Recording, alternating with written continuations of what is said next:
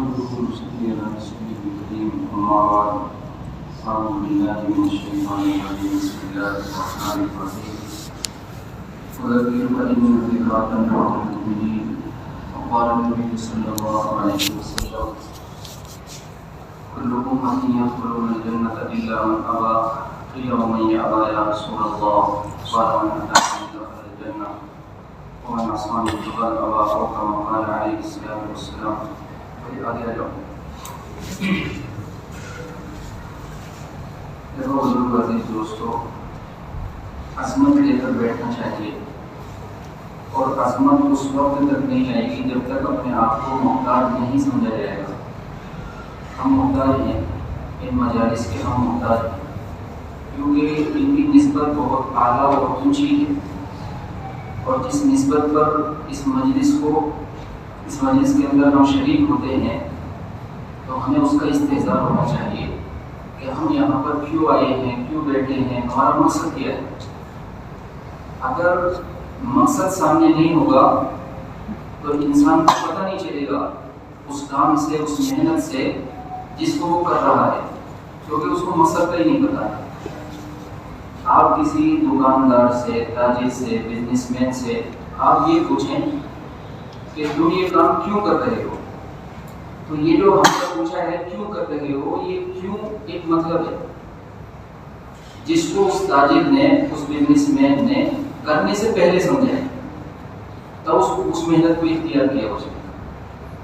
اور اگر اس کو نہ سمجھ کر اور وہ یوں ہی کرنے لگ جاتا تو پھر اس کو یہ نہیں پتہ چلتا کہ اس محنت کے ذریعے سے اس کا نفع ہو رہا ہے، نقصان ہو رہا ہے، کیا ہو رہا ہے، بس وہ کرتا ہے. لیکن اس سے پوچھا جائے تو اسے کچھ نہیں پتا. تو اگر کسی دکاندار یا تاجر سے اگر یہ پوچھا جائے کہ یہ محنت کیوں کر رہے آپ، اور وہ نہ بتا سکے، تو پوچھنے والا سمجھے گا کہ یہ بیوقوف ہے، بس یوں ہی کر رہا ہے، محنت یوں ہی محنت کر رہا ہے، بس اس کو پتہ ہی نہیں ہے.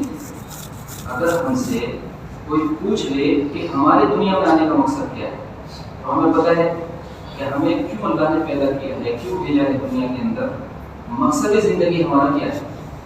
اگر یہ پتہ نہ ہو، بغیر مقصد زندگی کے اگر ہم زندگی گزارنے لگ جائے اور مقصد زندگی کا پتہ نہ ہو تو بس زندگی گزرتی چلی جائے گی اور ہم سمجھیں گے کہ کھانا کمانا یہ اصل زندگی کا مقصد ہے، اسی کے تحت ہمیں پیدا کیا ہے.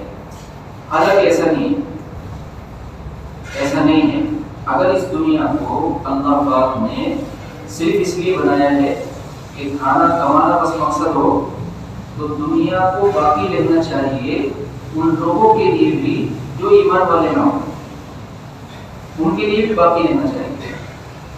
یہ نظام دنیا کا کب تک باقی رہے گا؟ جب تک ایک بھی اللہ اللہ کہنے والا باقی رہے گا تو دنیا کا نظام باقی رہے گا، چاہے وہ ایک ہی آدمی کیوں نہ ہو. اور جب اللہ اللہ کہنے والا کوئی باقی نہیں رہے گا تو دنیا چاہے انسانیت سے بھری ہوئی ہو، اللہ اس کو ختم کر دے گا، یہ نظام ختم ہو جائے گا. ہاں، جو نظام چل رہا تو یہ ختم ہو جائے گا.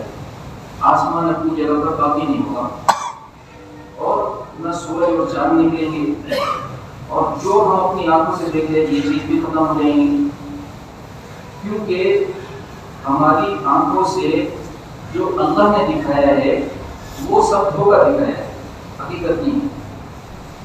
دھوکے کا مطلب ہے کہ جو جس کو ختم ہونا ہے، تو آسمان سے اوپر کا تو ہم نہیں دیکھ سکتے، آسمان ہی ہمیں نظر آتا ہے بس. تو یہ آسمان ٹوٹ جائے گا، اس میں دروازے بن جائیں گے، ختم ہو جائے گا. اور اس کے بعد زمین کے اوپر جتنی ساری چیزیں ہیں یہ سب ختم ہو جائیں گی. پہاڑ کتنے مضبوط نظر آتے ہیں، کوئی چیز بچنے والی ہوگی تو پہاڑ کتنے طاقتور، لیکن ریزہ ہو جائے گی، ریزہ سب چیزیں ختم ہو جائیں گی. کیونکہ کیا ہے یہ دنیا؟ دھوکہ بتایا ہے اس کو، دھوکہ ہے، تو یہ ختم ہو جائے گا. اس لیے دنیا کی ہر چیز دھوکہ ہے، دنیا کی ہر چیز دھوکہ ہے. آدمی دنیا کے اندر مزہ لینے کے چکر میں پڑتا ہے، مزہ. تو اس کے ذہن میں کیا بیٹھا ہوا ہے؟ اچھا گھر ہو مزہ آئے گا، اچھا کاروبار ہو، زیادہ پیسے آمدنی شروع ہو جائے مزہ آئے گا، اچھی بڑی گاڑی ہو مزہ آئے گا، ہاں پھر کوئی ٹینشن نہیں ہے، اس چکر میں پڑتا ہے۔ لیکن ساری دنیا بھی اگر کسی کے اختیار میں ہو، ساری دنیا اور دنیا کے اندر جو بچے وہ سب کسی ایک کی ملکیت میں ہو، تو بھی اس کی آج کی خوشی کل کے غم کو روک نہیں سکتی۔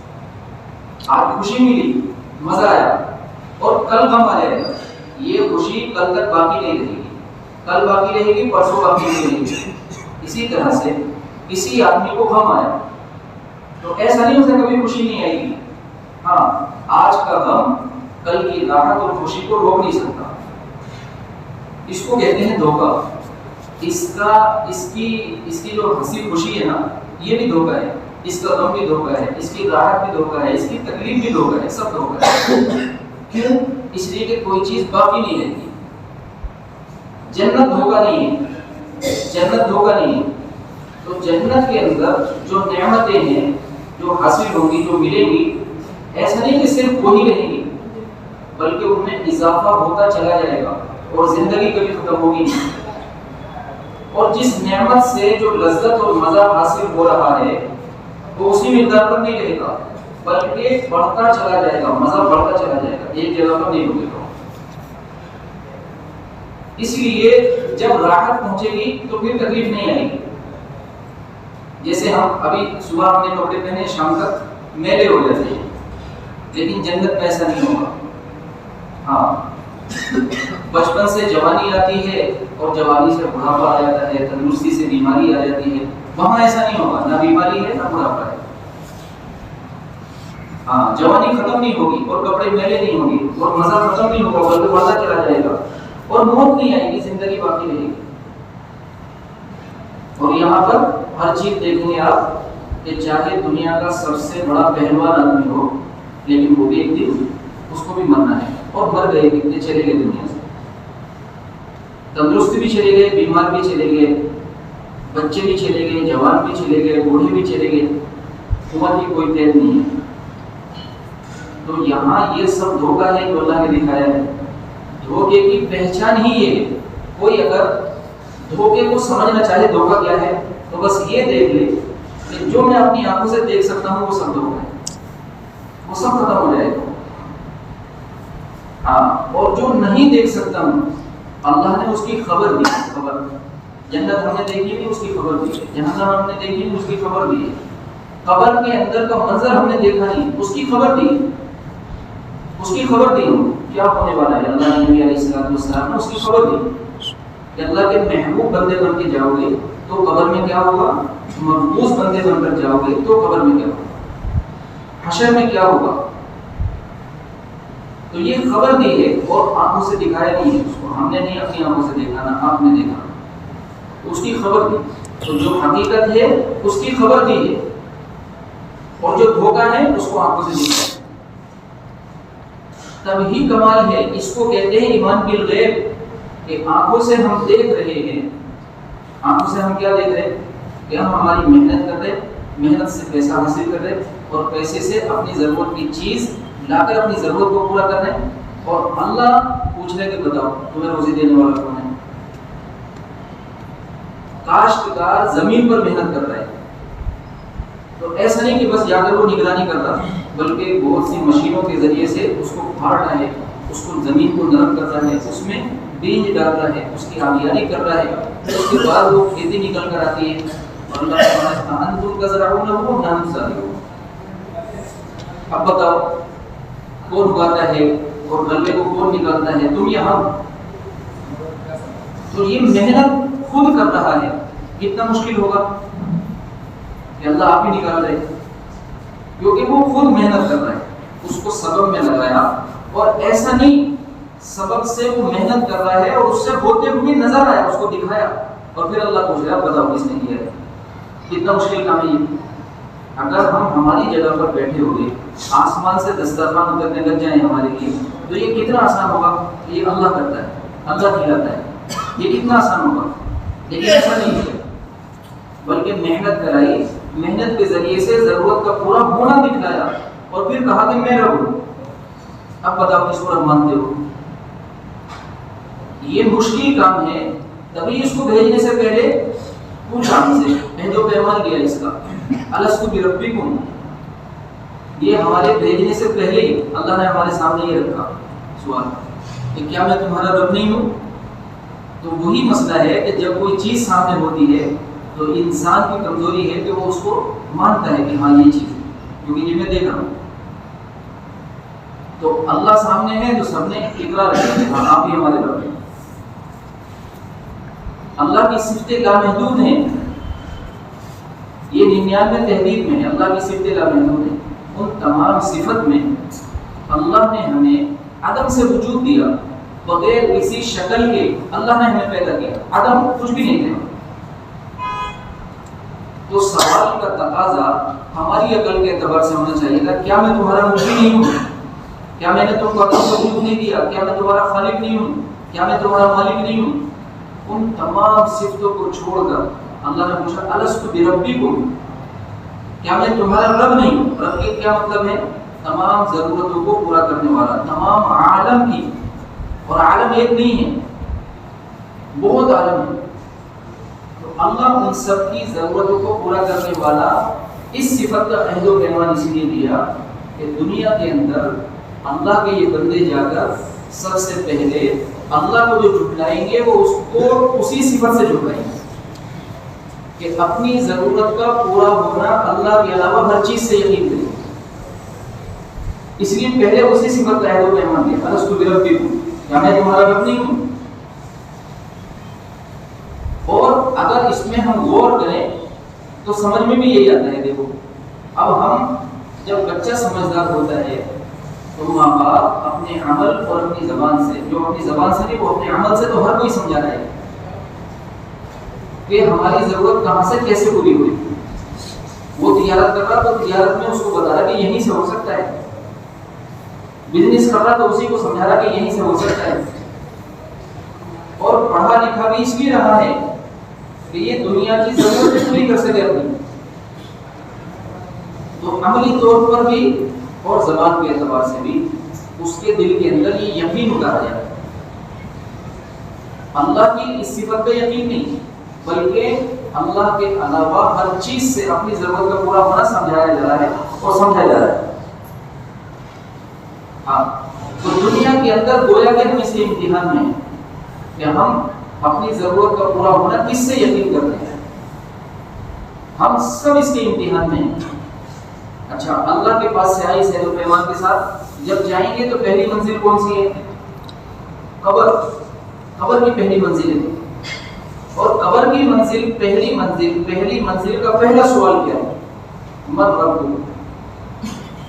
تیرا رب کون ہے؟ رب کس کو مان کر آئے؟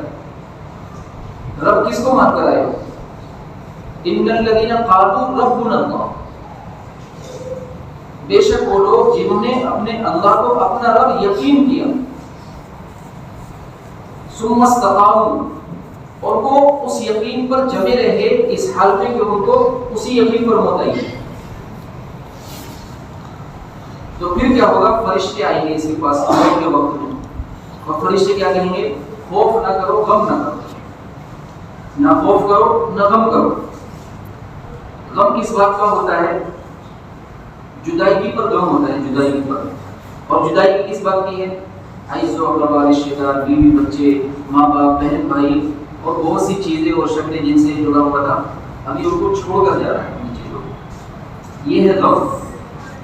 اور جہاں جا رہا ہے تو وہاں سے گزر نہیں ہوا اس کا، تو پتہ نہیں کیا مراحل سے گزرنا پڑے گا، تو اندیشہ ہے، اس کو کہتے ہیں خوف، خوف آنے والی چیزوں کا۔ تو فرشتے کیا کہیں گے؟ خوف بھی نہ کرو کیونکہ ہم تمہارے ساتھ ہیں، غم بھی نہ کرو کیونکہ اس سے بہتر ملنے والا ہے جو چھوڑ کر جائے،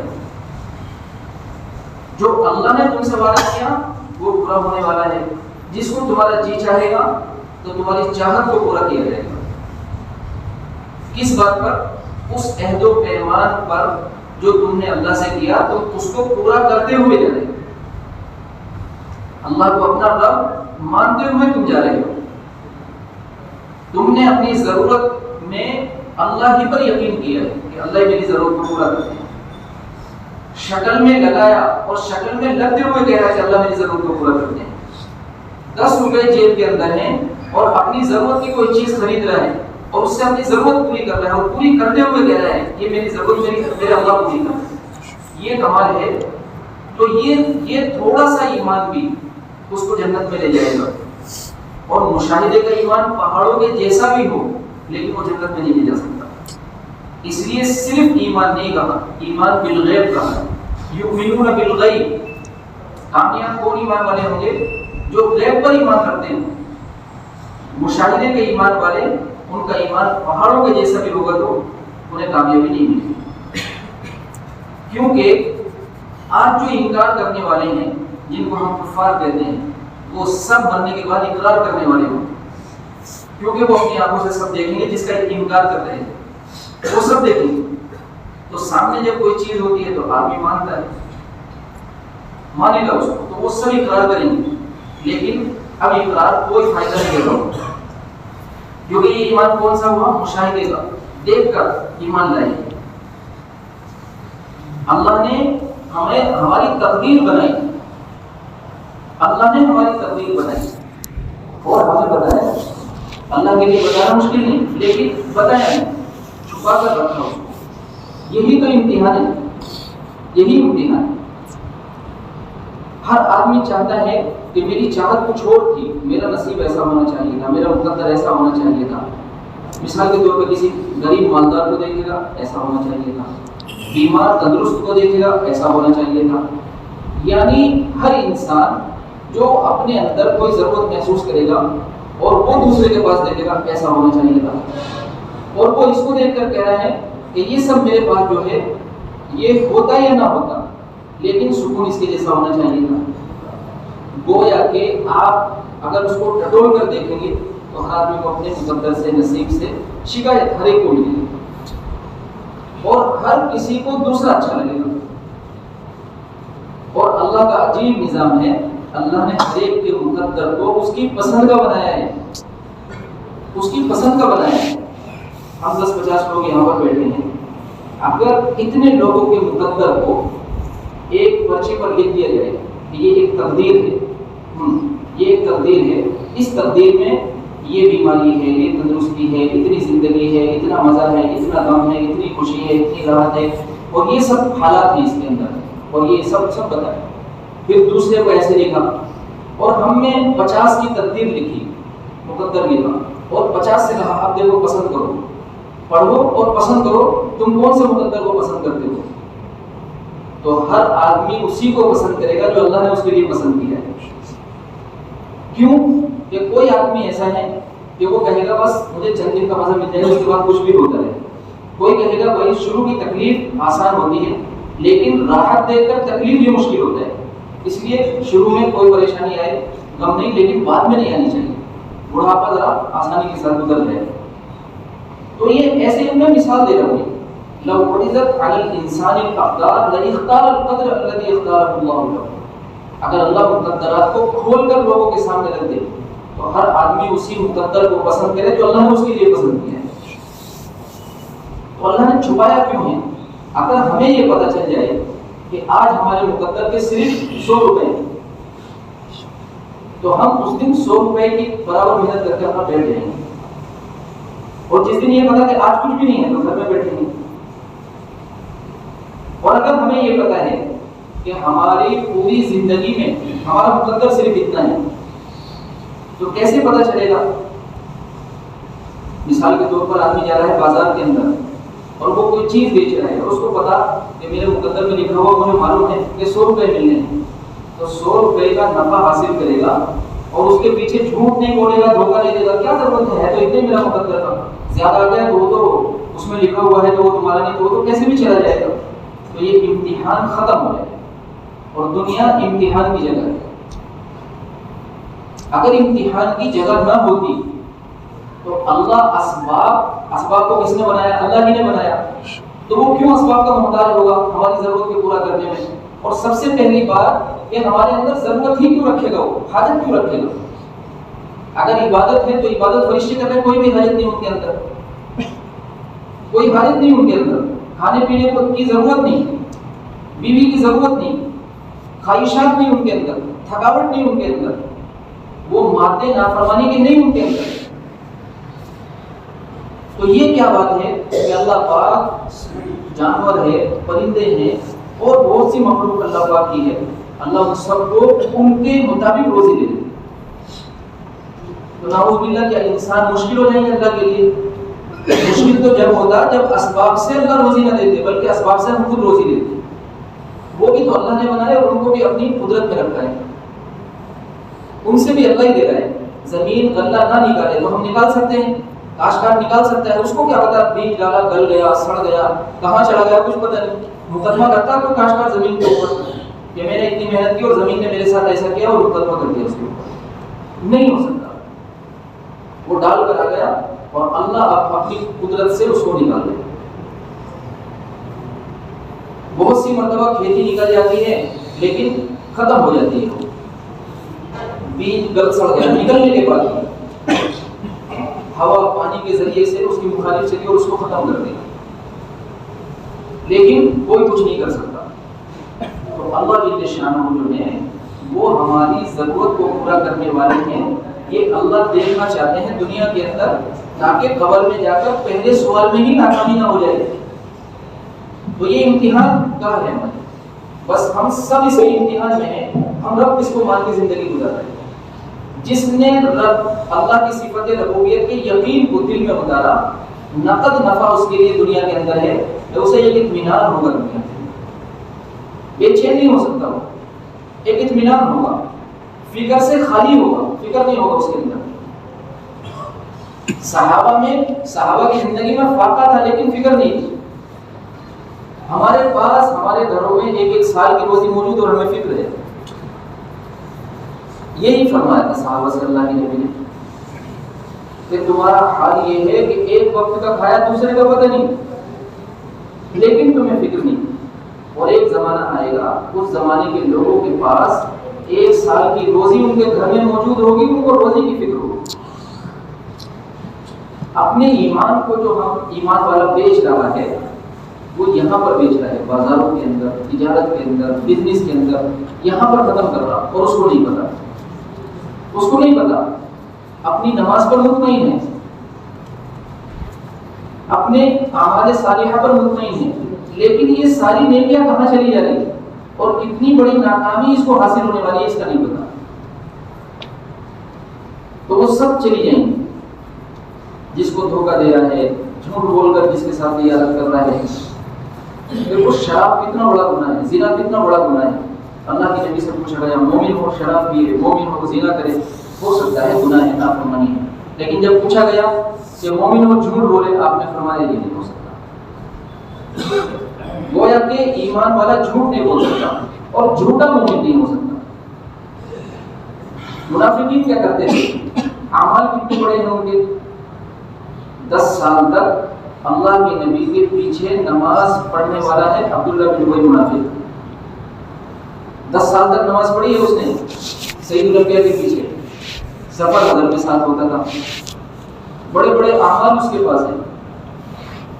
آپ کا دعا اس نے درخواست کی تھی اپنے آخری وقت میں کہ اپنا تھوک میرے منہ کے اندر ڈال دیں. آپ نے قبول کیا تھا اور ڈالا تھا. اپنے ملبوس میں کفن دیں جو آپ کے جسم سے لگا ہوا ہے، قبول کیا اور آپ نے اس میں کفن دیا تھا. جنازے کی نماز آپ پڑھا دیں، آپ نے قبول کی اس کی درخواست اور جنازے کی نماز پڑھائی تھی. عمر رضی اللہ عنہ کے منع کرنے کے باوجود اللہ کے نبی آپ کیا کر رہے ہیں؟ تو آپ نے فرمایا عمر اللہ نے اختیار دیا ہے مجھے، میں کروں یا نہ کروں. استغفر لهم اور لا تستغفر لهم، منع تو نہیں کیا، مجھے اختیار دیا ہے. ان تستغفر لهم 70 مرة فلن يغفر الله لهم. اگر 70 مرتبہ بھی آپ کے لیے استغفار کریں گے اللہ کی مغفرت نہیں کریں گے. تو مجھے اختیار دیا، روکا نہیں، اس لیے کر رہا ہوں. وہ بعد میں پھر منع کیا.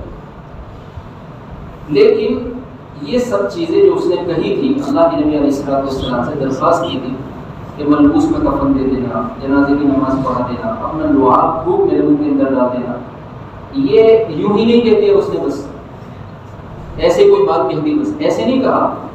بہت کیونکہ وہ سفر میں بھی ساتھ رہا نا آپ کے، اور اس نے دیکھی یہ بات، اس نے دیکھی یہ باتیں کہ اللہ کے نبی علیہ السلام کو لعاب اتنا مؤثر رہا ہے، جس چشمے کے اندر ڈالا تو وہ پانی نہیں اس کے اندر خشک ہے اور پانی ابلنا شروع ہو گیا، پینے کے قابل نہیں، میٹھا ہو گیا، تھوڑا ہے ضرورت کے قابل نہیں، ضرورت سے زائد ہو گیا۔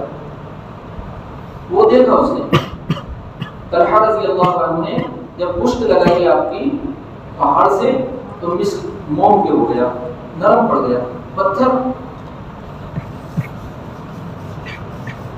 تو وہ اسے جو آپ نے خود فرمایا خبر اندھیرا ہے، میں جس کے جنازے کی نماز پڑھا ہوں اللہ اس کی خبر کو روشن کر دیں گے۔ تو یہ بڑی درخواست کی اس نے، یہ چھوٹی نہیں ہے۔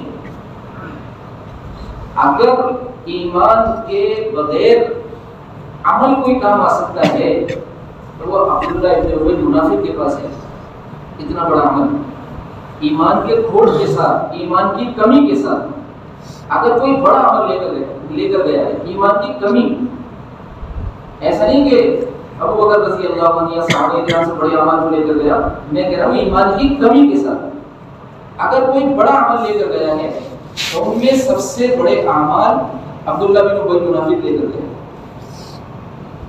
لیکن کوئی بھی عمل کام نہیں آیا اس کے، کیونکہ جو اعمال کام آنے والے ہیں تو اس کے لیے بنیاد کیا ہے؟ ایمان۔ ہاں، اللہ کی ان صفات پر یقین کرنا، وہ یقین دل میں اتر جانا، دل میں اترنے کی علامت ہے کہ عمل اس کے مطابق ہو جائے گا، کس کے؟ یعنی اللہ کی چاہت کے مطابق ہو جائے گا۔ بندے کے عمل کو اگر اللہ کی چاہت کو دیکھنا کوئی چاہے تو بندے کا عمل ایسا ہو جائے کہ اس کے عمل کو دیکھ کر پتہ چلے کہ اللہ یہ چاہتے ہیں، وہ اپنی چاہت اللہ کی چاہت کے تابع کر دیتا ہے، ہاں، تو وہ آسان ہو جاتا ہے، وہ پھر اس کا زندگی گزارنا آسان ہو جاتا ہے۔ جو کچھ دنیا میں ہوتا ہے اس کو لگتا ہے بس وہی ہو رہا ہے جو میں چاہ رہا ہوں، میری چاہت کے مطابق ہو رہا ہے، کیوں کہ وہ ہو رہا ہے جو اللہ چاہ رہے ہیں اور اس کی چاہت اللہ کی چاہت کے تابع ہے۔ کتنا آسان ہو گیا۔ ایک بزرگ سے کسی نے پوچھا آپ کیا ہو رہا ہے؟ کہنے لگے بس جو میں چاہتا ہوں وہی ہو رہا ہے۔ ایسا تو کسی نبی کے ساتھ بھی نہیں ہوا۔ اس نے کچھ الگ سمجھا، ان بزرگ نے کہا کہ دنیا میں جو بھی کچھ ہوتا ہے وہ اللہ کی مرضی کے مطابق ہوتا ہے، اس کی چاہت کے مطابق ہوتا ہے، اور میں نے اپنی چاہت کو اللہ کی چاہت کے تابع کر دیا ہے، اس لیے جو کچھ بھی ہوتا ہے مجھے لگتا ہے کہ بس وہی ہو رہا ہے جو میں چاہ رہا ہوں۔ یعنی اللہ پاک اس کے لیے وہ آسان کر دیتے ہیں، پسندیدگی اس کی بنا دیتے ہیں، اللہ اپنی چاہت کو اس کی پسند کی چیز بنا دیتے ہیں، اس کو وہ برا نہیں لگتا، وہی اچھا لگتا ہے اس کو، اس میں مزہ آتا ہے اس کو۔ گناہ کے اندر مزہ نہیں ہے، حقیقت تو یہ ہے۔ ہاں، گناہ کے اندر تو بے چینی ہے، کیونکہ مزہ اور بے چینی کو پیدا کرنے والا اور رکھنے والا کون ہے؟ اللہ۔ تو اس نے اپنی نافرمانی میں بے چینی رکھی ہے، لیکن نافرمانی کرنے والا نافرمانی کرتا ہے اور کیا کہتا ہے کہ مزہ آتا ہے، حالانکہ مزہ نہیں ہے، بے چینی ہے، بے چینی ہے۔ دل پر سیاہ نقطہ لگنے کا مطلب کیا ہے؟ کوئی سیاہی لے کر آ رہا ہے کہ گناہ کرے گا اور وہ اس پر لگا رہا ہے؟ نہیں، اگر اس کو پھاڑ کے دیکھیں گے تو خون ہی نکلے گا، تو کالا تو نہیں ہو رہا۔ اس کا مطلب ہے کہ وہ ایک نقطہ لگنے کا مطلب ہے کہ ایک درجہ بے چینی اس کے اندر ہے، تو جتنے گناہ کرتے چلے جائے گا بے چینی بڑھتی چلی جائے گی اس کی، تو مزہ کہاں سے آئے گا؟ مزہ نہیں ہے وہ، بلکہ وہ عادی بن گیا اس کا، بس اس کا وہ عادی بن گیا، لیکن مزہ نہیں، اس کو مزہ نہیں کہتے۔ ہاں، مزہ اس کو کہتے ہیں کہ جسم کے اعتبار سے کتنی ناگواری ظاہر میں کیوں نہ ہو، لیکن اس ناگواری کا اثر اس کے دل پر نہیں۔ بیماری ہے، ایوب علیہ السلام، ابراہیم علیہ السلام، صحابہ کرام میں بھی اکثر کی زندگی ایسی ہے۔ عمران ابن حسین رضی اللہ عنہ کو تو کمر میں پھوڑا نکلا، 32 سال تک بیمار رہے، منہ کے بل لیٹتے تھے، جب لیٹنے کا نمبر آتا تو 32 سال تک عرب سرداروں میں ہے وہ، اللہ کے نبی علیہ السلام کے ساتھ کافی رہے، لیکن اللہ نے راحت ان کے لیے یہ نہیں دی کہ اس ناگواری کو ختم کر دیا، وہ ناگواری ہے تاکہ اس پر آخرت میں بدلہ ملے، لیکن وہ ناگواری کا اثر اندر نہ ہو، اس لیے ایک وہ نظام چلایا راحت کا جو کسی کو نظر نہیں آتا، وہ راحت کا نظام چلایا، اس کو اس کا دل محسوس کرتا ہے، وہ راحت کا نظام چلایا۔ اگر اللہ اس کو اس کی بیماری کو ختم کر دے تو پھر کوئی بھی آدمی پھر اللہ کی نافرمانی نہیں کرے گا کہ اس عمل سے یہ ہو جاتا ہے، اس عمل سے یہ ہو جاتا ہے، اس عمل سے یہ ہو جاتا ہے۔ ہو تو جاتا ہے لیکن وہ ہوتا ہوا نظر نہیں آئے گا، یعنی کوئی شکل نظر نہیں آئے گی۔ دیکھو مال کی کثرت یہ نظر آتا ہے لیکن مال کی برکت یہ نظر نہیں آتی۔ اللہ نے وعدہ کس کا کیا؟ برکت کا، وہ نظر نہیں آئے گی۔ فرما بردار ہر انسان بن جائے اگر اس پر وعدہ ہو مال کی کثرت کا، اگر اللہ ایسا وعدہ کرے تو ہر آدمی امتحان ختم ہے۔ لیکن اللہ پاک نے وعدہ بھی کیا ہے، اللہ پورا بھی کرتے ہیں، لیکن شکلیں وہ ہوتی ہیں کہ نظر نہیں آتی۔ راحت کا نظام چلا اور راحت کی شکلیں ختم ہو گئی، یہ اللہ ہی کر سکتے ہیں، اللہ کے علاوہ کوئی نہیں کر سکتا۔ اگر کوئی بندہ کسی کمرے کے لیے کوئی راحت پہنچائے تو ہر کسی کو نظر آئے گی وہ شکل، اس نے 1000 روپے اس کو دیے نظر آ رہا ہے، اس نے اس کو راشن دیا نظر آ رہا ہے، اس نے اس کو گاڑی دی جو کہ اس سے چل نہیں رہا نظر آ رہا ہے۔ مخلوق کے لیے راحت پہنچائیں گے تو وہ نظر آئے گا، خالق مخلوق کو راحت پہنچائے گا نظر نہیں آئے گی۔ تو برکت کا نظام چلایا، تو وہ راحت کا نظام چلایا۔ کیا راحت کا نظام چلایا؟ عمران ابن حسین رضی اللہ عنہ کے لیے کہ فرشتوں کو مقرر کیا ان سے ملاقات کے لیے، فرشتوں کو مقرر کیا ان سے ملاقات کے لیے۔ وہ 3 جگہوں پر فرشتے ان سے مصافحہ کرتے تھے، ان کے بستر پر، ان کے سرانے اور ان کے دروازے پر اور حتیم کے اندر، یہ 3 جگہوں پر فرشتے مصافحہ کرتے تھے۔ اور اس سے کیا ہوتا تھا کہ جب صحابہ کرام ان سے ملنے کے لیے آتے، ان کی عیادت کرتے تو کہتے کہ عمران تم بیمار ہو، ہم تندرست ہیں، بیماری کی حالت میں جو تمہارے چہرے پر بشاشت ہے وہ تندرستی کی حالت میں ہمارے چہرے پر نہیں ہے۔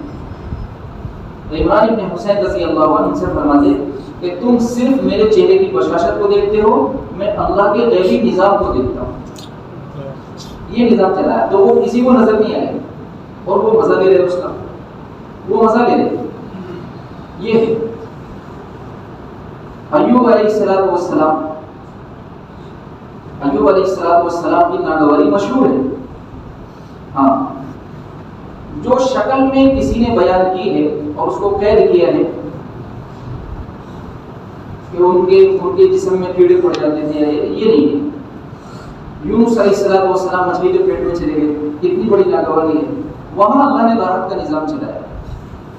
ایوب علیہ السلام بیمار ہو گئے، راحت کا نظام چلایا، تو بیماری تو نہیں ختم کی، بیماری ختم نہیں کی۔ ہمیں بھوک لگی تو ہم سمجھتے ہیں اس کا حل یہ ہے کہ بس کھانا مل جائے، ہم یہ تو سمجھتے ہیں کہ بس کھانا مل جائے، اور اللہ سے مانگیں گے بھی ہم اللہ کو پابند کر کے کہ اللہ ہمیں پیسے دے دے یا ہمیں کھانا کھلا۔ اور شان اس کی یہ ہے ماننے کی کہ اللہ ہماری اس ضرورت کو اپنے فضل سے پورا کر دے، پھر وہ اللہ جانے کیسے پوری کرے گی۔ اس لیے ہمارا یقین کمزور ہوتا ہے کہ ہم نے شکل سے اللہ کو پابند کیا اور شکل دور تک بھی نظر نہیں آ رہی، تو ماننے میں جان نہیں ہوتی کہ کیسے ہو سکتا ہے یہ۔ اور اللہ کو پہچانتے تو بھی ایسے مانتے اللہ ہماری ضرورت کو پورا کرے، اور اس اطمینان سے مانتے کہ اللہ تو کیسے بھی ہماری ضرورت کو پورا کرے۔ وہ شکل کا محتاج ہے نہیں، پابند ہے نہیں، شکل تو خود پیدا کرتا ہے، وہ شکل کا پابند ہی نہیں ہے۔ ہاں، شکل کا پابند نہیں اللہ۔ اچھا، ہماری آنکھ کھلی ہوئی ہیں، ہمیں کوئی حاجت پیش آ رہی تو ہمیں سمجھ میں آ رہا ہے اللہ تو ایسے ہماری ضرورت کو پورا کرتا ہے کہ ہم سو رہے ہوں، کوئی مار کے چلا جائے تو پتہ چلے گا؟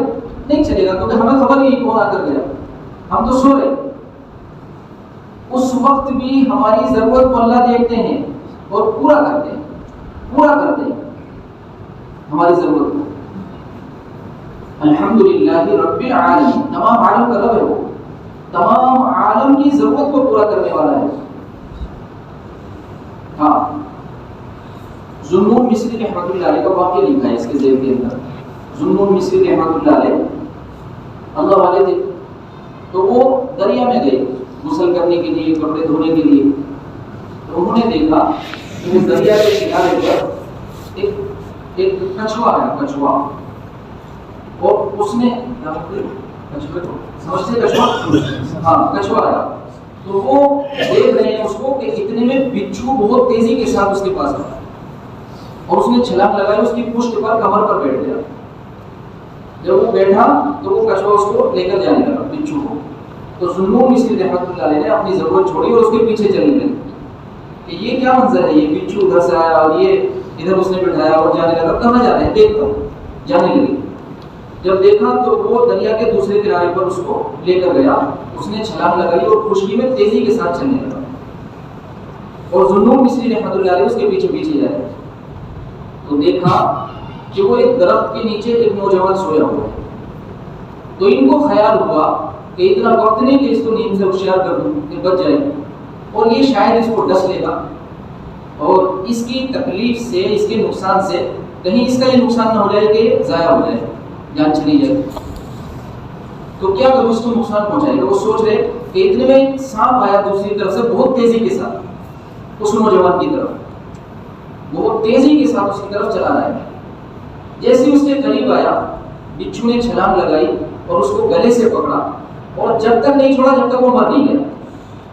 وہ سانپ مر گیا اور وہ بچھو واپس آنے لگا۔ ذوالنون مصری رحمۃ اللہ علیہ اس کے پیچھے پیچھے واپس آنے لگے تو دیکھا کہ کچھوا اس کا وہیں پر انتظار کر رہا ہے۔ اس نے اس کی پشت پر بیٹھا اور کچھوے نے اس کو دوسرے کنارے پر لے جا کر چھوڑا، بچھو اپنی جگہ پر گیا، یہ اپنی جگہ پر گیا۔ ایسے وقت میں اللہ نے اس کی ضرورت کو پورا کیا، ایسے ضرورت کو پورا کرتے ہیں اللہ پاک کہ اس وقت تو ہمیں پتہ بھی نہیں کہ ہماری ضرورت کیا ہے، ہمیں کس چیز کی حاجت ہے، ہمیں پتہ بھی نہیں۔ ماں کے پیٹ کے اندر ہے، ضرورت کون پوری کر رہا ہے، ماں کے پیٹ سے باہر آیا، ضرورت کون پوری کر رہا ہے۔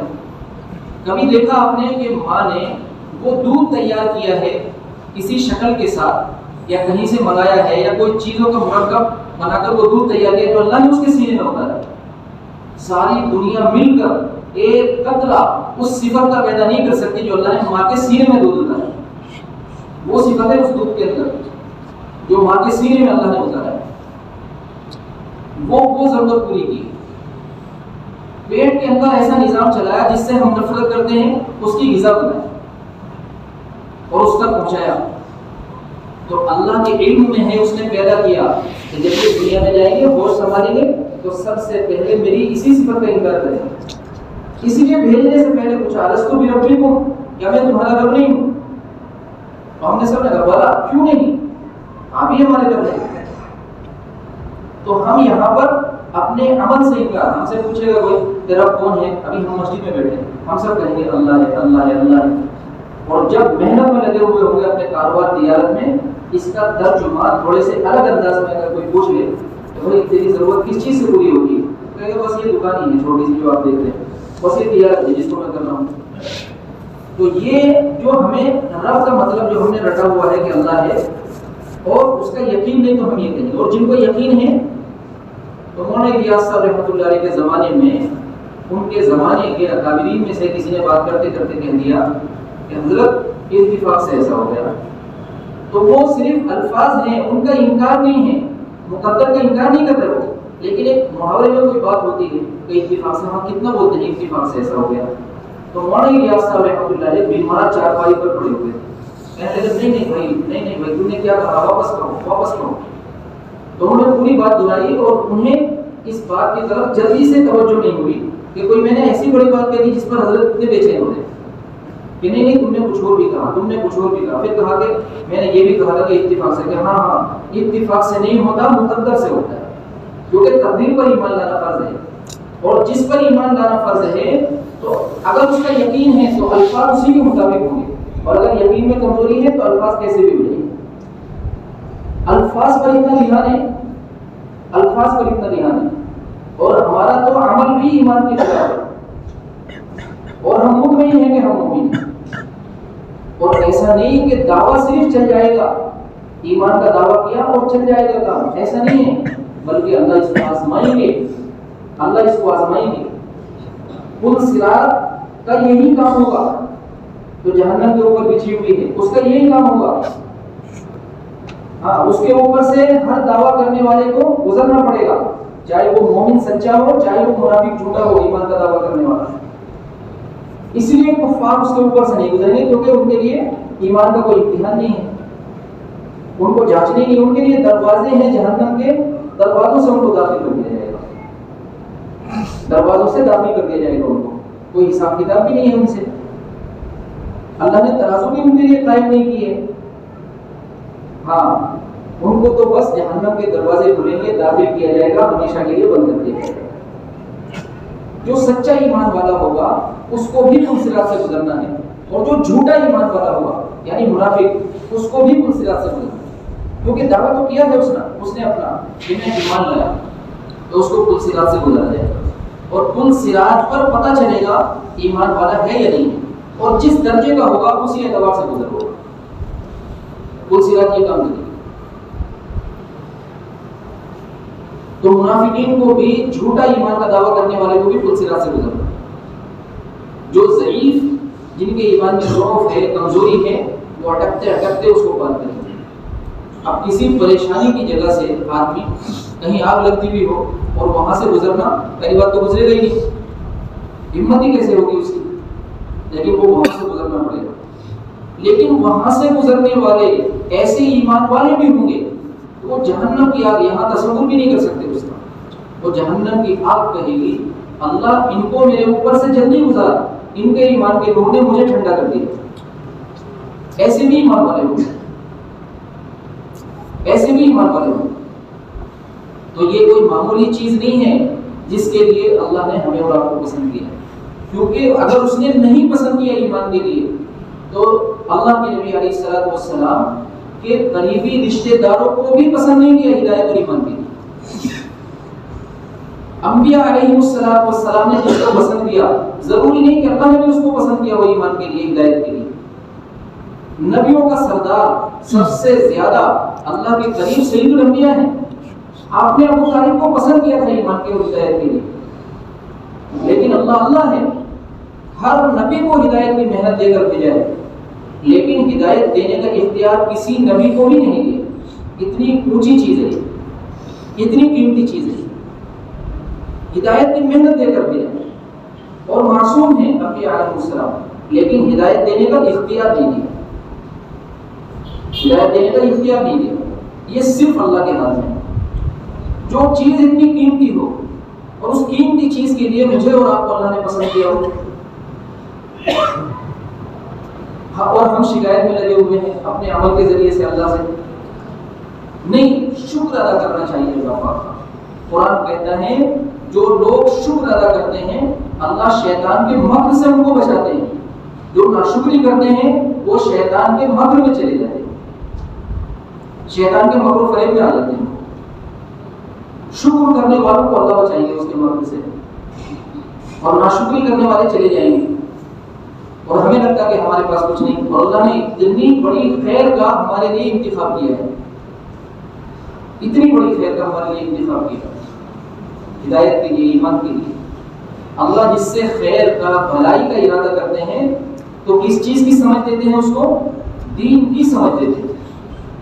دیکھو بزرگ عزیز دوستو، آپ لوگ یہاں پر آئے ہیں، اگر دین کی سمجھ نہ ہوتی تو کیوں آتے؟ جس درجے کی بھی ہے، لیکن دین کی سمجھ، اس کی عظمت، اس کی اہمیت ہے تو آئے،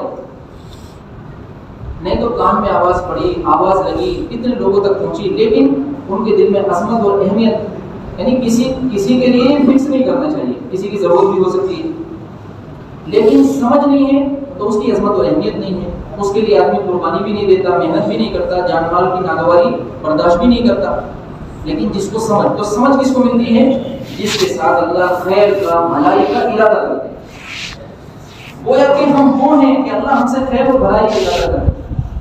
اگر خیر اور بھلائی کا ارادہ نہ کرتے، اپنے گھر میں آنے کی توفیق دیتے اللہ پاک، کوئی بستی کا با اثر آدمی ہو یا کوئی سرکاری کسی عہدے کا آدمی ہو، کارپوریٹر ہو، آمدار خاصر جو بھی ہو، وہ اگر بلا لے ان کو، صرف بلا لے، چاہے وہ بیٹھنے کی جگہ باہر ہی دے، تو بس فخر کے طور پہ یہی بار بار کئی دن تک کہے گا مجھے اس نے اپنے گھر پہ بلایا تھا، مجھے اس نے اپنے گھر پہ بلایا تھا، مجھے اس نے اپنے گھر پہ بلایا تھا۔ اللہ تو ساری کائنات کے مالک، ساری کائنات کے مالک، اور ہم سے اتنی محبت فرمائی ہے کہ سب سے قیمتی چیز دینے کے لیے ہمیں پسند کیا ہے، وہ ہدایت ہے، وہ ایمان ہے، اور ہم یہ سمجھیں کہ ہمیں کچھ نہیں ملا۔ اللہ نے وہ دین کی سمجھ ہم کو دی، کیونکہ دیکھو بزرگ عزیز دوستو، سید الانبیاء بھی جب کوئی شخص اسلام میں داخل ہوگا تو پہلے اللہ کے نبی علیہ الصلوۃ والسلام اس کے بارے میں یہی فرماتے صحابہ سے کہ اپنے بھائی کو دین میں سمجھدار بناؤ، دین کی سمجھ سکھاؤ اس کو، ہاں دین میں محتاج نہ رہیے، فقہوا اخاکم فی دینہ، دین کی سمجھ دو ان کو۔ جسے دین کی سمجھ نہیں ہوگی اس کا نقصان کیا ہے؟ اس کا نقصان یہ ہے کہ جو اچھائی اس کو سمجھے گی کہ یہ اچھا ہے، بس اسی کو دین سمجھے، اور دین اتباع کا نام ہے، دین اتباع کا نام ہے، جو ہمیں اچھا لگ رہا ہے وہ دین بن جائے ایسا نہیں ہے، ہاں وہ دین بن جائے یہ کیسے ہو سکتا ہے؟ دین تو اتباع کا نام ہے۔ بہت سے دین کے احکامات ایسے ہیں، عوامل ایسے ہیں کہ عقل ان کو قبول ہی نہیں کرتی، بلکہ اس کے علاوہ ترمیم کر کے قبول کرتا ہے دماغ ان کو، لیکن ماننا انہیں کو ہے وہی دین ہے، ماننا انہیں کو ہے وہی دین۔ غیر ایمان والا ایمان لایا، اسلام میں داخل ہوا اور اس کو وضو بتایا اور بتایا کہ یہ اس سے پاکی حاصل ہوتی ہے، پھر نماز پڑھی جاتی ہے، اور ان چیزوں سے وضو ٹوٹ جاتا ہے۔ اس نے وضو کیا، وضو کھانے پہ بیٹھا ہے، ریح خارج ہوگی، آپ کہہ رہے ہیں کہ پھر واپس سے یہی کام کرو جو ابھی کیا تھا۔ اگر وہ آپ سے سوال کر لے کہ میں نے چہرہ دھویا تھا، میں نے ہاتھ دھوئے تھے، میں نے مسح کیا تھا، میں نے پیر دھوئے تھے، ان میں تو کوئی فرق بھی نہیں پڑا، بھی پانی خشک بھی نہیں ہوا، تو میری ریح خارج ہوئی ہے، آپ نے نہیں کہا کہ میں استنجا کر کے آ جاؤں، کہ کہیں ناپاکی کا اثر تو نہیں آ گیا ہے، کوئی بات اس کا تو کوئی ذکر بھی نہیں۔ اور جہاں میں ابھی دھو کر بیٹھا ہوں اور ہاتھ پیر میرے خشک بھی نہیں ہوئے، آپ کہہ رہے واپس یہ کرو، تو آپ کیا عقل سے سمجھائیں گے اس کو؟ عقل سے کیسے سمجھا سکتے آپ اس کو، اور عقل کیسے قبول کرے گی اس کو؟ لیکن بس اس کو مان لیا جائے گا، امر تعبدی بس مانا جائے گا، اس میں کامیابی ہے۔ ایسی بہت ساری چیزیں ہیں کہ آدمی اپنی عقل سے کسی کام کو اختیار کرتا ہے اور اس کو اچھا لگتا ہے، اور اس کو پھر اتنا پابند ہو جاتا ہے اس کا کہ دین الگ ہو جاتا ہے اور اس کا دین الگ ہو جاتا ہے، اس کا اپنا دین الگ ہو جاتا ہے، بس یہ اس کو اچھا لگ رہا ہے اور اس کو دین سمجھ کر اس کو کرنا ہے، اور پھر اتنا پابند ہو جاتا ہے کہ کوئی عالم اگر اس کو سمجھانے لگ جائے پیار محبت سے، الگ میں دلائل سے، نہیں مان سکتا ہو، مان ہی نہیں سکتا ہو۔ ہم اتنے دن سے میں یہ کر رہا ہوں، آج تک تو کسی نے بولا تم کہاں سے لا رہی ہو؟ ایک جگہ حافظ ہونے کے بعد ہم نے تراویح پڑھائی، تو وہاں پر تقریباً 100 سال کے آس پاس عمر کی ہوگی، بڑے میاں تھے، تو وہ 3-4 دن ہوئے تو وہ کہنے لگے کہ تم نے ابھی تک سجدہ سہو نہیں کیا، تو ہم بھی پریشان ہو گئے کیونکہ ہم تو حافظ ہی تھے وہ ٹائم پہ، سجدہ سہو جب کوئی سہو ہوگا تبھی تو ہوگا، تو سمجھ میں بات نہیں کہ نہیں وہ دوسرے امام صاحب نے تو اب تک کر بھی لیا تھا سجدہ سہو، تم نے نہیں کیا۔ تو پھر میری سمجھ میں آئی کہ شاید یہ سجدہ تلاوت ہو گئی، تو میں نے کہا کہ وہ تو ابھی پہلا سجدہ جو آئے گا تو 90 پارے کے اندر آئے گا، تو جب مائیں گے تو سجدہ ہوگا، کہ نہیں وہ تو کر بھی لیا تھا انہوں نے مانی نہیں، ہوگا وہ بات انہوں نے مانی نہیں۔ تو اس لیے جب آدمی اپنی عقل سے کسی چیز کو اچھائی سمجھ کر، دین سمجھ کر کرنے لگ جاتا ہے تو دین ایک طرف ہو جاتا ہے، اس کا دین الگ ہو جاتا ہے، ہاں اس پر فائدہ نہیں نقصان ہونے والا ہے۔ اگر اس میں کوئی احتیاط نہ ہوتی، مثال کے طور پہ نماز ہے، کس کو نہیں پتا یہ دین ہے؟ نماز پڑھنا ہے، نفل نماز، لیکن نماز کو اس وقت میں پڑھنا ہے کہ اس وقت میں اللہ کی نبی نے منع کیا ہو اور آپ نے اس وقت میں پڑھا بھی نہیں ہے اور پڑھنے کو منع بھی کیا ہے، تو عمل کتنا بڑا کرتا ہے؟ نماز پڑھنا ہے، لیکن صرف اس وقت میں پڑھنا ہے جس وقت میں اللہ کی نبی نے منع کیا ہے، تو یہ دین نہیں ہوگا بلکہ یہ بے دینی ہے۔ بلکہ علی رضی اللہ عنہ نے تو یہ بھی فرمایا، ایک شخص کو عیدگاہ کے اندر نماز پڑھتے ہوئے دیکھا، نفل نماز عید کی نماز سے پہلے، فجر کی نماز کے بعد عید کی نماز سے پہلے نفل نماز منع کیا ہے پڑھنے کے لیے، تو وہ نفل نماز پڑھ رہا ہے، تو علی رضی اللہ عنہ نے اس کو دیکھ کر کہا یہ نماز نہیں پڑھنا، اپنی خواہش پوری کرتا ہے، یہ اس کی چاہت ہے، یہ دین نہیں، یہ نماز نہیں پڑھنا، کیونکہ دین تو اتباع کا نام ہے۔ تو اس نے نماز پوری کر کے کہا کہ علی مجھے امید ہے نماز پڑھنے پر اللہ مجھے عذاب نہیں دیں گے۔ علی رضی اللہ عنہ نے فرمایا بے شک نماز پڑھنے پر عذاب نہیں دیں گے، لیکن سنت کی مخالفت کرنے پر اللہ مجھے جہنم میں داخل کرے، کیونکہ جان کر تو ایسا کرنا نہیں تیری خواہش ہے، تیری زندگی دین سے ہٹی، اتباع سے ہٹی تو دین سے ہٹی، اتباع کا نام تو دین ہے۔ اور صحابہ کرام رضوان اللہ تعالی علیہم اجمعین میں اتباع کا اتنا شوق تھا کہ عثمان رضی اللہ عنہ نے باوضو ہو کر مسجد کے دروازے کے پاس بکری کا گوشت منگایا اور بکری کا گوشت کھایا اور یہ کہا نہ مجھے کھانے کی حاجت تھی کہ میں یہاں مسجد کے دروازے کے پاس وضو کر کے یہ بکری کا گوشت کھاتا، لیکن میں نے اللہ کے نبی کو ایسا کرتے ہوئے دیکھا کہ آپ نے اس جگہ پر باوضو ہو کر یہاں پر یہ بکری کا گوشت کھایا، میں نے اس لیے کھایا۔ ابن عمر رضی اللہ تعالیٰ عنہ کو استنجے کی حاجت نہیں تھی، سواری سے اترے اور استنجے کے لیے بیٹھے اور پھر کھڑے ہو گئے اور ایسے ہی چلے، آگے جا کے نماز پڑھی۔ ان سے پوچھا کہ آپ نے وضو نہیں کیا، آپ نے تو استنجا کیا تھا، کہنے لگے استنجے کی حاجت نہیں تھی، میں نے اس جگہ پر اللہ کے نبی علیہ السلام کو دیکھا کہ آپ نے استنجا کیا۔ ہاں، ایک بات ارشاد فرمائی تو صحابہ جب اس کی نقل کرتے تھے تو یہ بھی دیکھتے تھے کہ اللہ کے نبی کا ہاتھ کیسے رکھا ہوا تھا، کیا چیز آپ نے پکڑی ہوئی تھی، اتنا شوق تھا صحابہ کو اتباع کا۔ اس میں ہدایت ہے، یہ ہدایت کی طرف رہبری کرتے ہیں، سنت کا اتباع ہدایت کی طرف رہبری کرتا ہے، سید الانبیاء کا طریقہ۔ تو بزرگ عزیز دوستو، عمل کتنا بڑا کیوں نہ ہو، لیکن اگر اس میں اتباع نہیں ہے تو وہ دین نہیں بلکہ وہ خواہش ہے، اور کامیابی دین پر ملے گی، دنیا کی بھی اور آخرت کی، دنیا کی بھی اور آخرت کی۔ ایسا نہیں کہ دین آخرت کے لیے ہے اور تجارت دنیا کے لیے ہے، تجارت بھی دین ہے، تجارت بھی دین ہے۔ دنیا کے اندر جو مشغولی کے لیے اللہ نے انسان کے اندر حاجت رکھے مجبور کیا ہے، ہر وہ چیز دین ہے۔ بیت الخلا جانا بھی دین ہے، بیت الخلا جانا بھی دین ہے، بیوی سے ملاقات بھی دین ہے، لیکن وہ دین کب بنے گا؟ جب اس میں اتباع ہوگا، جب اس میں اطاعت ہوگی تب دین بنے گا۔ اگر اس میں خواہش ہوگی تو خواہش بن جائے گی، بس وہ خواہش بن جائے گی، لیکن اتباع ہوا تو وہ دین بن جائے گا۔ اب تجارت میں جانا دین ہے تو اتنا ہی اگر سمجھ گیا تو بہت اچھا لگے گا سب کو کہ بھائی یہ تو دین، ہم تو تجارت کریں گے، تو بے شک، لیکن اگر یہ پتہ چل گیا، اس کی اصلیت اگر پتہ چلی تو پھر وہ تجارت میں جائے گا اور بہت تھوڑا وقت اس کو دے گا، اور کیونکہ اس کو سمجھا ہوا ہے، وہ پہلے وہ سمجھا ہوا ہے کہ یہ تجارت دین کیا ہے، تجارت کا دین کیا ہے، کیونکہ تجارت کا مقصد ضرورت کا پورا کرنے کے لیے اللہ نے پابند نہیں کی کہ ہم نے تمہارے اندر حاجتیں رکھی اور حاجتوں کے پورا ہونے کی شکل یہ ہے، یہاں سے کرنا ہے تم کو، نہیں۔ نماز کا پڑھنا مسجد میں آسان ہے، زبان کی حفاظت مسجد میں آسان ہے، دھوکہ نہ دینا مسجد میں آسان ہے، اس ماحول میں آسان ہے، لیکن اس کے مخالف ماحول میں جائیں گے تو پتہ چلے گا کہ اس مخالف ماحول میں جو بے دینی کا ماحول ہے اس میں دینداری کتنی اس کے اندر ہے، اس کی زبان وہ کس اعتبار سے چل رہی، ایمان کی علامتیں پہچانی جائیں گی اس کی زبان کے استعمال پر، ایمان کی علامتیں پہچانی جائیں گی اس کے عمل پر جو وہ تجارت کر رہا ہے۔ اصل میں تجارت مومن کا امتحان ہے،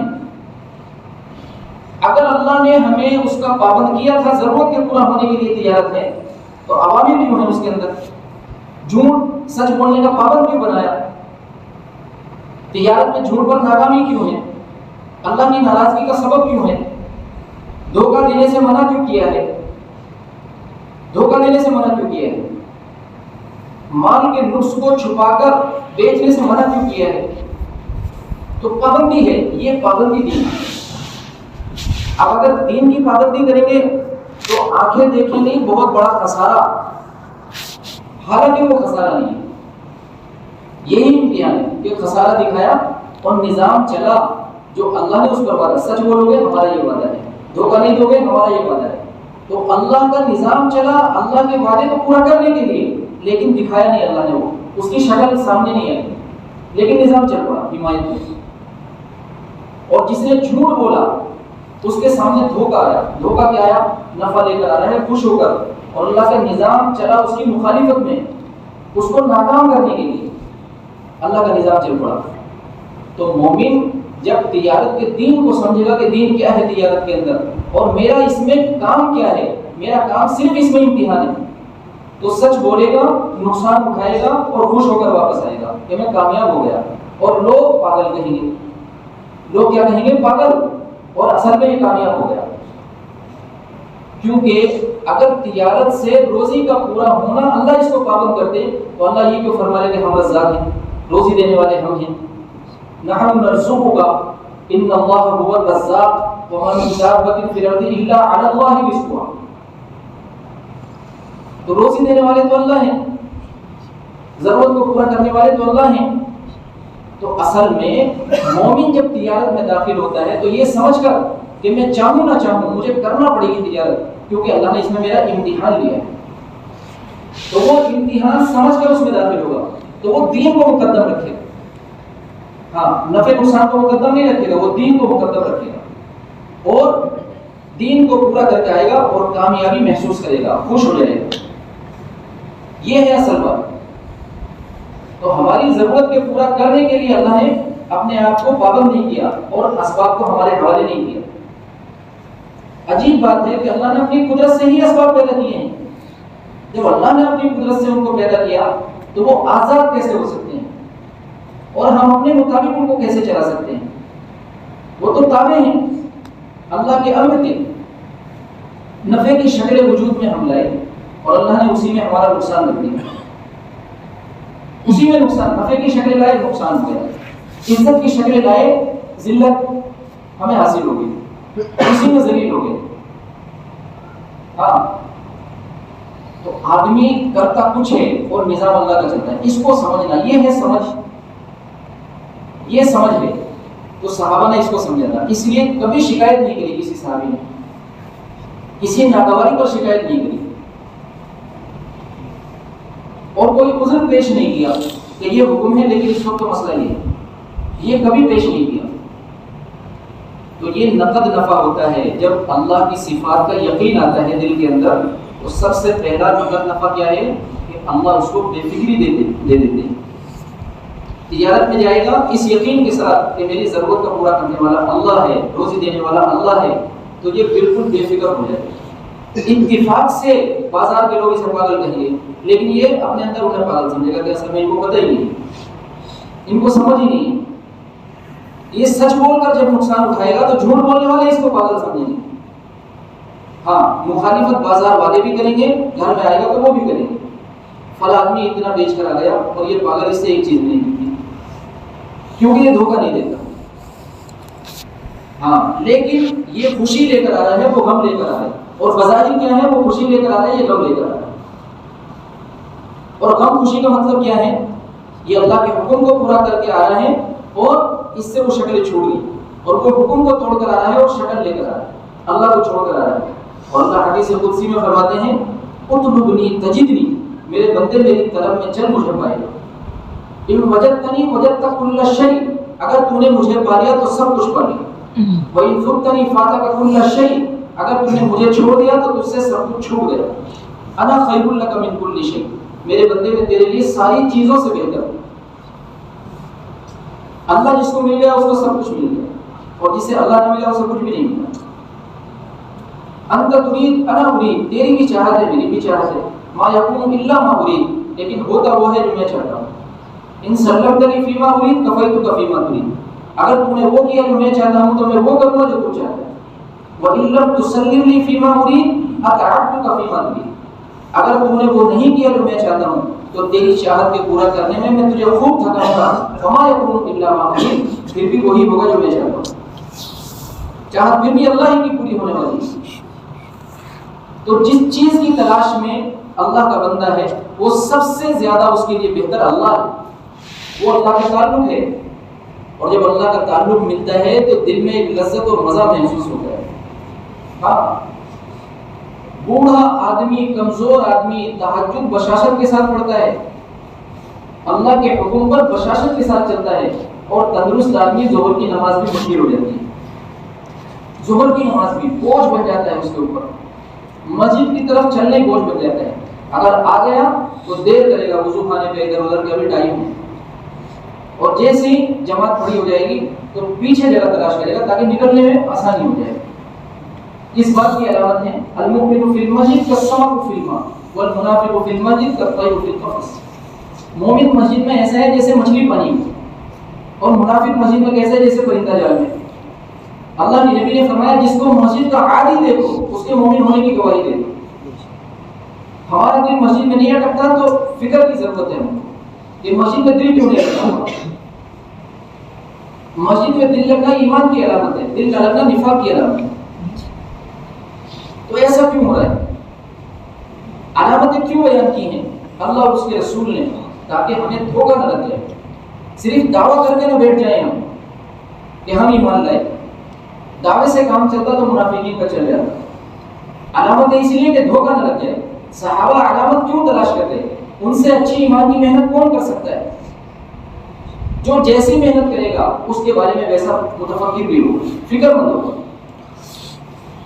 ہاں، جو آدمی ملازمت کرتا ہے وہ اپنے کام کے نتیجے پر نظر نہیں رکھے گا، ملازم نوکر نظر نہیں رکھے گا۔ جو تاجر ہوگا وہ محنت کا وقت مقرر نہیں کرے گا، وہ نہ رات دیکھے گا نہ دن دیکھے گا، وہ اپنے نتیجے پر نظر رکھے گا۔ اور ایمان والوں کو جو تشبیہ دی ہے، کیا بتایا ہے؟ ایمان کی محنت ایمان والوں کے لیے کیا بتائی ہے؟ دین کی محنت دینداروں کے لیے کیا بتائی ہے؟ ایمان والوں سے کہا یا ایھا الذین آمنوا هل ادلکم علی تجارۃ تنجیکم من عذاب الیم۔ ایمان والوں کے لیے ایمان کی محنت کو تجارت سے تشبیہ دی ہے، ملازمت سے نہیں۔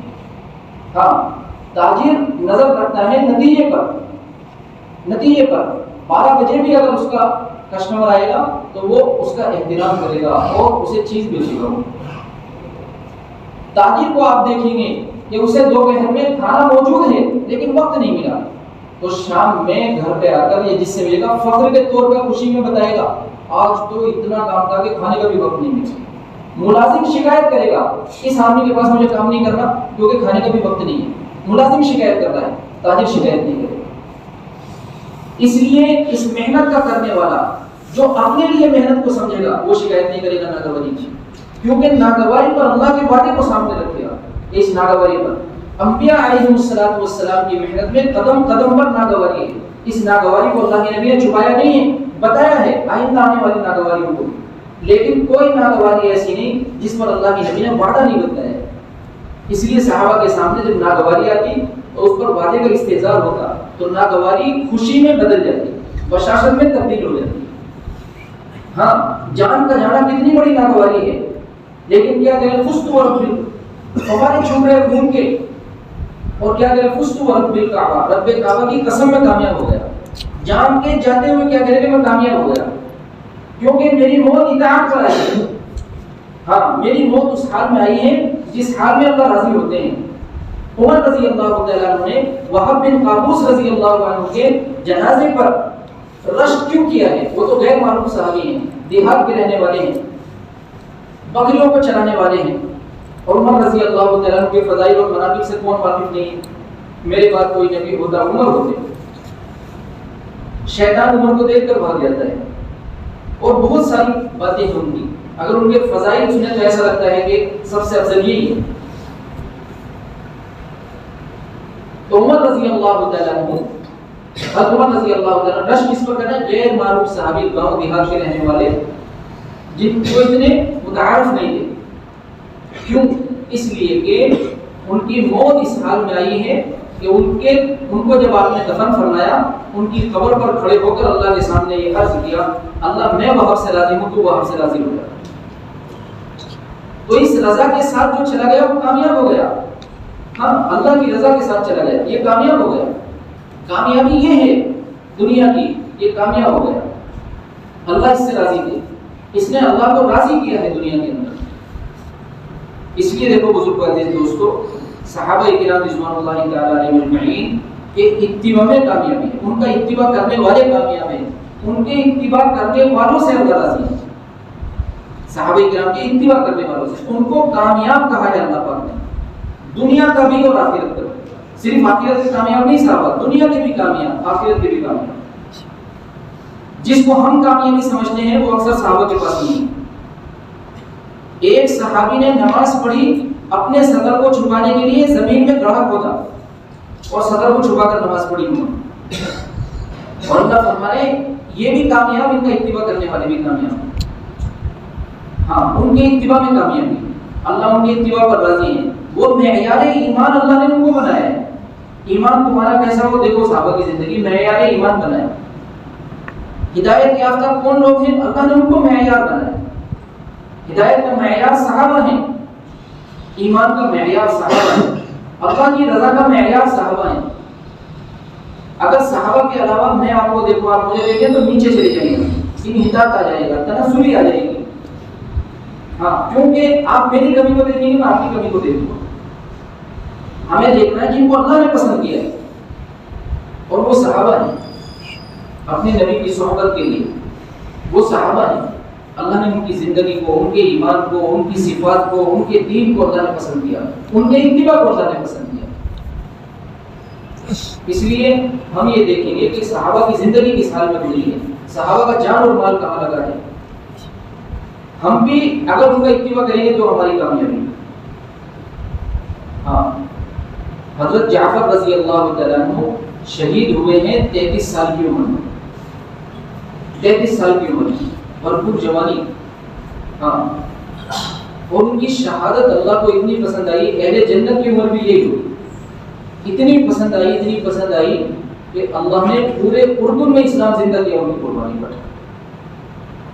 ان کی عمر یہ ہے تو بیوی کی عمر کیا ہوگی؟ اسماء بنت عمیس رضی اللہ تعالیٰ عنہ، بچوں کو کھانا بنا رہی، وہ کھانا پکا رہی، اور اللہ کے نبی، کیونکہ موتا کا منظر جو ہے اللہ کے نبی کو ایسے ہی دکھایا تھا گویا کہ جیسے ہمارے زمانے کے اندر ہم کوئی چیز دیکھ رہے ہیں اپنے سامنے اسکرین پر، ایسا دکھایا تھا اللہ کے نبی کو، اللہ نے ہر چیز کی خبر ہوتی تھی آپ کو۔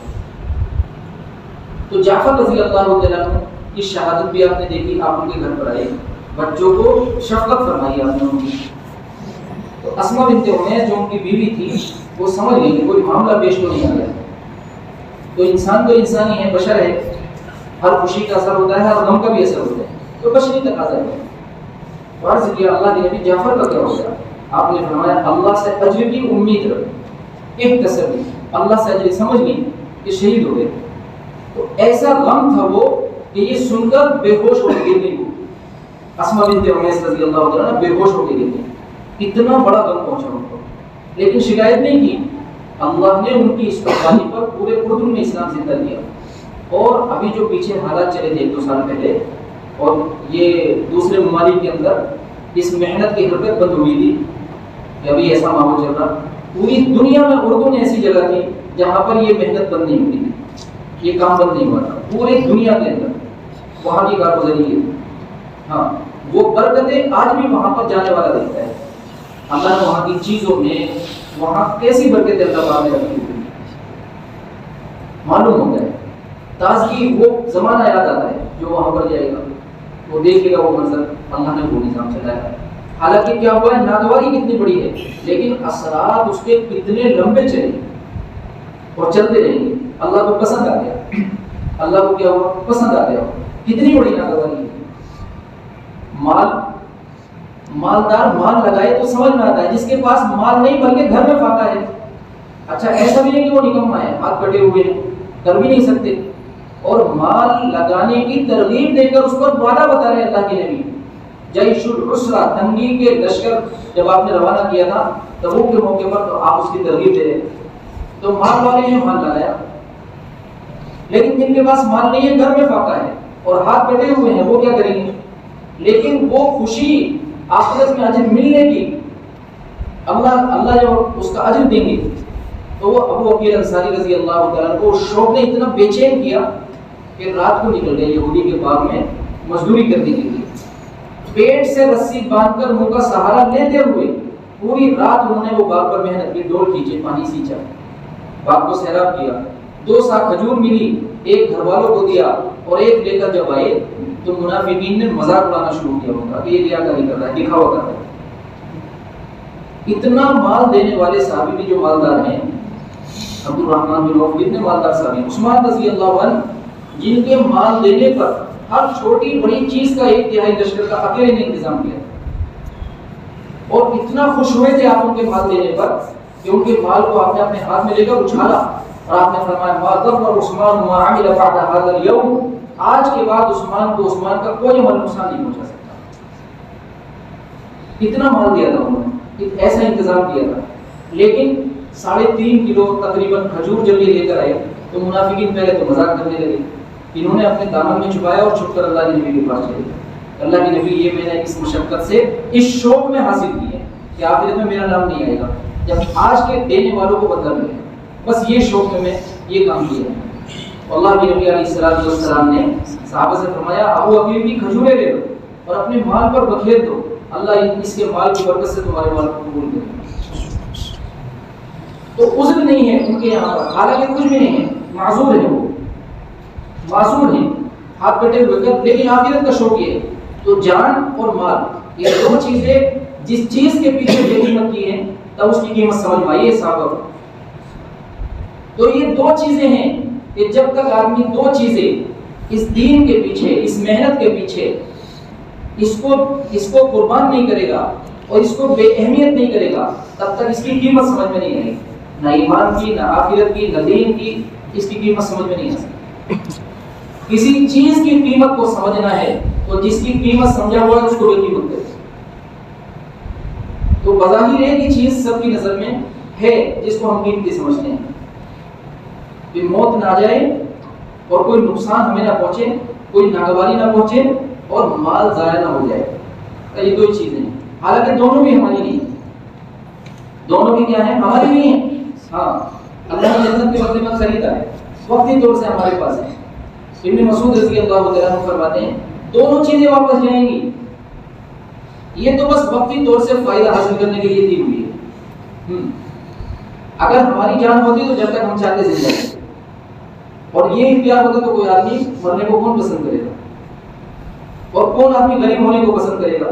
لیکن ابن مسعود رضی اللہ عنہ فرماتے ہیں تم ایمان کی حقیقت کو نہیں پہنچ سکتے جب تک کہ تم ایمان کی چوٹی کو نہ پہنچ جاؤ، اور تم ایمان کی چوٹی کو نہیں پہنچ سکتے جب تک کہ تمہارے نزدیک فقیر بننا مالدار بننے سے زیادہ پسند نہ ہو اور چھوٹا بننا بڑے بننے سے زیادہ پسند نہ ہو. ایمان کی چوٹی بتایا ہے ابن مسعود رضی اللہ عنہ نے اس کو کہ اگر تمہارے نزدیک فقیر بننا مالدار بننے سے زیادہ پسند نہ، ہر آدمی تو مالدار بننا پسند کرے گا، فقیر بننا کون پسند کرے گا؟ تو تم ایمان کی حقیقت کو نہیں پہنچو گے. اور ہر آدمی بڑا بننا پسند کرے گا، چھوٹا بننا کون پسند کرے گا؟ لیکن وہ فرما رہے ہیں جب تک چھوٹا بننا زیادہ پسند نہ ہو بڑے بننے سے تو بھی ایمان کی حقیقت کو نہیں پہنچو گے. ابن مسعود رضی اللہ عنہ کے شاگردوں سے اس کی وضاحت چاہی لوگوں نے کہ حضرت نے جو یہ بات کہی ہے اس کا مطلب کیا ہے، کیونکہ فقیر بننے سے تو ہر آدمی ڈرے گا. تو انہوں نے فرمایا فقیر بننے کا پسند ہونا مالدار بننے سے، اس کا مطلب یہ ہے کہ حرام کمائی سے مالدار بننا اور حلال کمائی سے فقیر بننا، اس کو حلال کماتے ہوئے فقیر رہنا پسند ہو حرام کمائی کے مالدار بننے سے. یہ فرمایا کیونکہ مال کی محبت زیادہ ہوتی ہے. ہاں، کہ جب تک ایمان کی حقیقت کو نہیں پہنچیں گے. ابن مسعود رضی اللہ عنہ فرمائے، آپ نے فرمایا ابن مسعود سے جو بھی سنو اس کی تصدیق کر دو، اس کو سچا جانو. تو بزرگ عزیز دوستو، جس چیز کے پیچھے ہماری بربادی لگی ہوئی ہے، کیونکہ ہماری آخرت برباد تو ہماری دنیا بھی برباد. جس کی قیمتی چیز برباد ہو جائے وہ بے قیمت چیز کو اہمیت کیسے دے گا؟ جو بھینس دودھ نہ دے، کسی کو لگتا ہے کہ گوبر کے لیے اس کو رکھے گا، 50,000 کی بھینس خرید کر لائے گا کیونکہ گوبر کرتی ہے، کوئی کہے گا نہیں. دودھ کے لیے ہر آدمی خریدتا ہے، یہ بھینس دودھ اتنا دیتی ہے، یہ تذکرہ کرے گا، یہ 10 کلو دیتی ہے، 20 کلو دیتی ہے، 15 کلو دیتی ہے. کبھی کسی آدمی کو بازار میں اگر آپ دیکھیں یہ کہہ رہا ہے کہ گوبر زیادہ کون سی کرتی ہے تو لوگ ہنسیں گے، مذاق اڑائیں گے کہ بے وقوف آدمی ہے. یہ بزرگ آدمی ہے جس کی آخرت برباد، اس کی دنیا کیسے آباد ہو سکتی ہے؟ ہاں، بس یہ ہے کہ ہم نے اس کے مفہوم کو غلط سمجھا. ہم دنیا آباد اس کی سمجھتے ہیں جس کے پاس مال ہے، دنیا برباد اس کی سمجھتے ہیں جس کے پاس کچھ نہیں ہے. نہیں، جس کا دل کے اندر غم نہیں ہے اس کی دنیا آباد ہے، اور جس کے دل کے اندر غم ہے ساری دنیا اس کی دنیا برباد ہے، اس کی دنیا برباد ہے. یہی تو کہا تھا صحابہ سے اللہ کے نبی نے، آج تمہارے پاس کچھ نہیں ہے لیکن فکر نہیں ہے، ایک زمانہ آئے گا 1 سال کی روزی گھر میں موجود ہوگی لیکن روزی کی فکر ہوگی. تو یہ فکر ان کے دل میں ہے، دنیا برباد، دنیا آباد نہیں. اس لیے بزرگ عزیز دوستو، اللہ کے نبی نے صحابہ کو جتنا دین سکھلایا ہے اس سے زیادہ دین کی محنت سکھلائی ہے، کیونکہ دین کی محنت دین کی پتہ ہے. دین باقی رہے گا دین کی محنت سے، محنت ختم دین ختم. انبیاء علیہ السلام کے آنے کے بعد کیا پہلے محنت ہی وجود میں آئی پھر دین وجود میں آیا، جانے کے بعد پہلے محنت ختم ہوگی پھر دین ختم ہو گیا. اس کے لیے بزرگ عزیز دوستو ہم سب کو ضرورت ہے دین کی محنت کی. دین کی محنت کے بغیر دین زندگی میں نہیں آئے. اور یہ محنت کرنے والے کے لیے ہم اس کے محتاج ہیں. ہر ایک کے اندر محتاجگی ہے، ہم سب اس کے محتاج ہیں. کوئی نہیں کہہ سکتا میں اپنے ایمان میں کامل اور مکمل ہوں، میرا دین اس درجے کا ہے کہ اللہ کو پسند ہے. کون دعویٰ کر سکتا ہے؟ بس کوشش کے مکلف ہیں، اور یہ محنت ایک کوشش میں سے ہے اور اللہ اسی پر فیصلہ کرے. اس کے لیے بولو بھائی کون تیار ہے؟ پہلے بیرون کے لیے بتائیں، 5 ماہ بیرون کے لیے بتائیں جن کے 3 مرتبہ 4 ماہ لگ چکے ہیں. کون تیار ہے؟